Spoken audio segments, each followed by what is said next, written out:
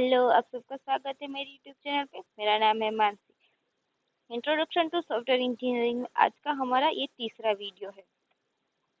आज हम सीखने वाले हैं जेनेरिक प्रोसेस मॉड्यूल। तो जेनेरिक प्रोसेस मॉड्यूल क्या होता है और उसके अंदर कौन सी एक्टिविटीज़ और फ्रेमवर्क आते हैं, तो सारी चीज़ें डिटेल में देखेंगे। तो आज का हमारा content generic process module, process framework activity, umbrella activity, framework activity. देखते हैं जेनेरिक प्रोसेस मॉड्यूल। तो जेनेरिक प्रोसेस मॉड्यूल बेसिकली है क्या?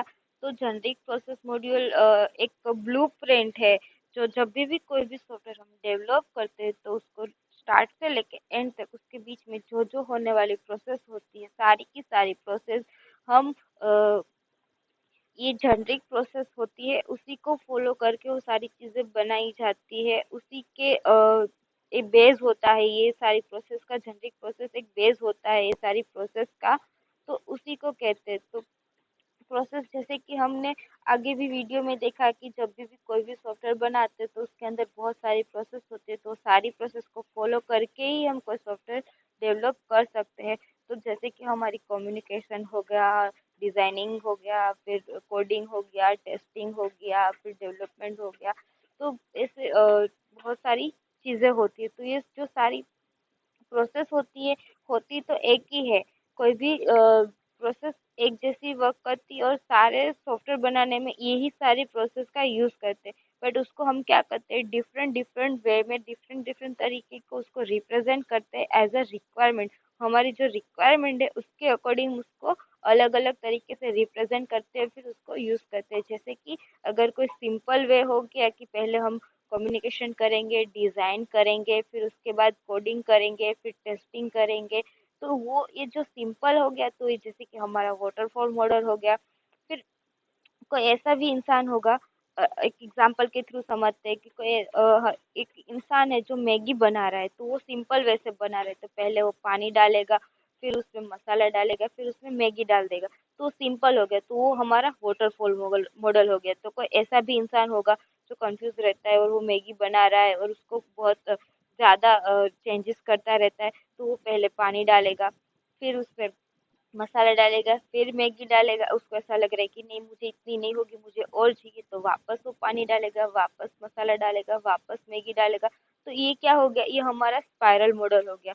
कोई ऐसा इंसान होता है जिसको तुरंत काम चाहिए होता है, तो वो क्या करेगा, तो सब काम एक साथ करता जाए, जल्दी जल्दी करता होगा। तो वो क्या करेगा कि जो जैसे पानी उसने रखा उसने, तो वैसे उसने चेक कर लिया कि हाँ वो बॉइल्ड हो गया है कि नहीं हो गया।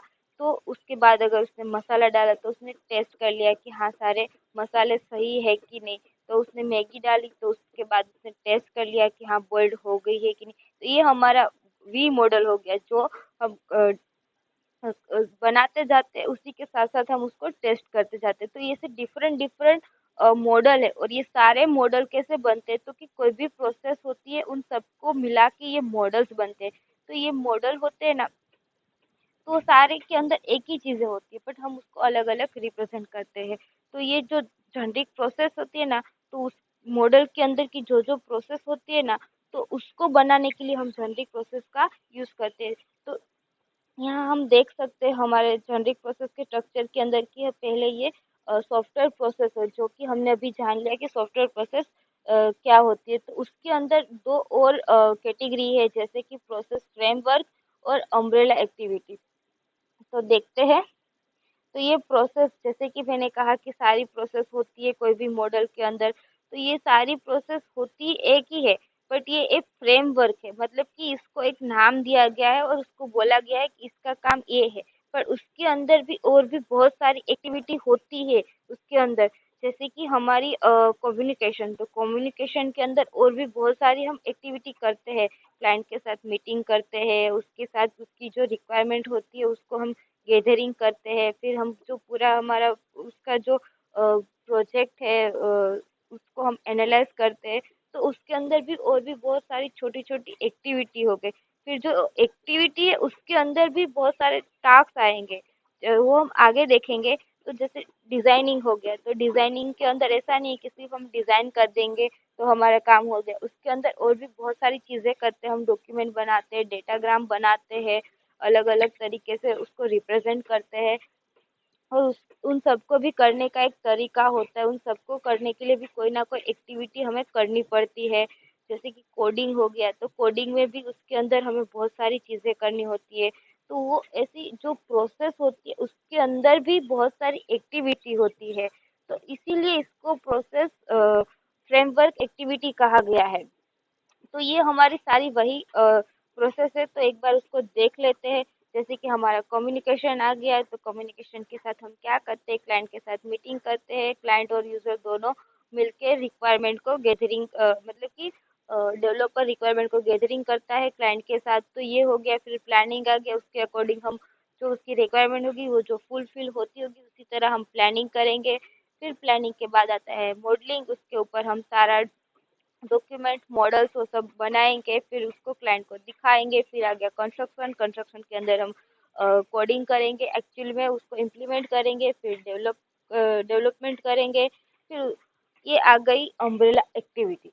जैसे कि आगे मैंने कहा, जब हम प्रोसेस के बारे में बात कर रहे थे तभी हमने कहा कि ये जो सारी प्रोसेस होती है उसी के अंदर बहुत सारी एक्टिविटीज होती है। तो ये जो सारी एक्टिविटी है ये है कि जब भी कोई प्रोसेस करते हैं तो उसके सारे बहुत छोटे छोटे एक्टिविटीज परफॉर्म होती होती है। जैसे कि अगर हम कोई प्रोजेक्ट या फिर सॉफ्टवेयर बना रहे हैं, तो ऐसा नहीं कि सिर्फ उसको ये सारी प्रोसेस फॉलो करके हम बना उसके अंदर भी बहुत सारी एक्टिविटीज आती है। जैसे कि सॉफ्टवेयर प्रोजेक्ट को ट्रैकिंग करना एंड कंट्रोल करना, एक ये भी काम है। कम्युनिकेशन करते हैं तो जो हमारा जो डेवलपर होता है, तो वो इतना नहीं कि वो रिक्वायरमेंट यूजर के साथ लेगा, उसी के साथ साथ वो पूरा प्रोजेक्ट का शेड्यूलिंग बनाएगा, उसको ट्रैकिंग करेगा, कंट्रोल करेगा कि हाँ आज के दिन इतना काम होना चाहिए, कल इतना काम होना चाहिए, उसका शेड्यूलिंग के अकॉर्डिंग काम हो रहा है कि नहीं।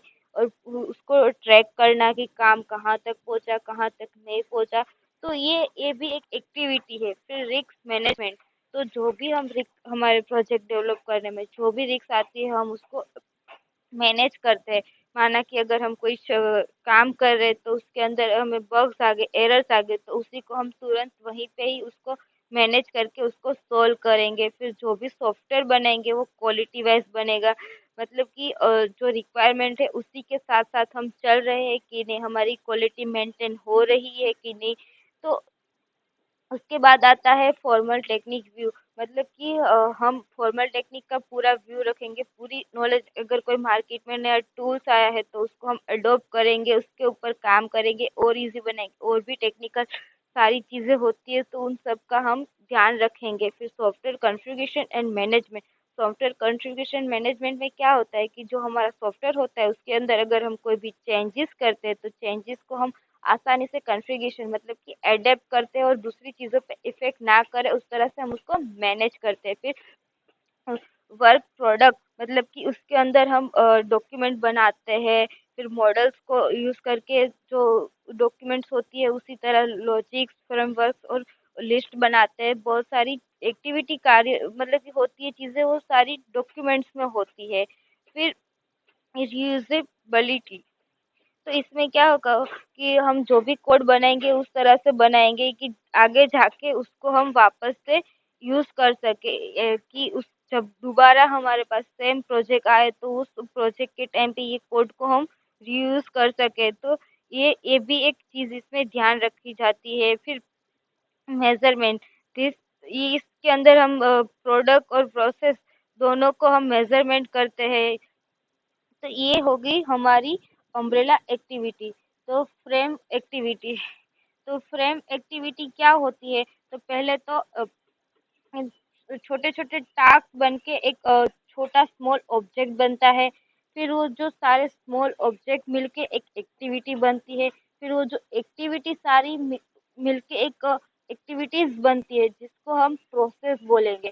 तो ये एक्टिविटीज सारी मिल जाएगी तो एक प्रोसेस बन जाएगी, सारे टास्क मिल जाएंगे तो वो एक्टिविटी बन जाएगी। तो ये इस तरह से वर्क करता है।